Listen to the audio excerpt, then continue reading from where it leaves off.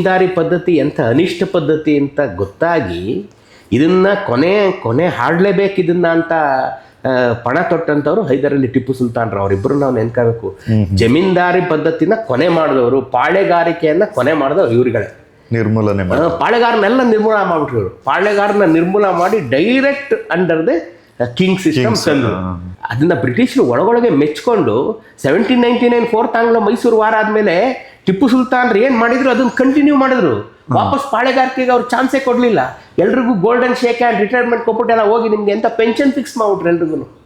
ಎಲ್ರಿಗೂ pension fix ಮಾಡಿದ್ರು. ಯಾವ ಪಾಳೆಗಾರನು ಮುಂದಕ್ಕೆ ಬರಕ್ ಬಿಡ್ಲಿಲ್ಲ. ಇದನ್ನ ಪಾಳೆಗಾರಿಕೆಯನ್ನ, ಈ ಜಮೀನ್ದಾರಿಕೆಯನ್ನ ಮಟ್ಟ ಹಾಕಿದ್ದು ಹೈದರಾಲಿ ಟಿಪ್ಪು ಸುಲ್ತಾನ್ರು.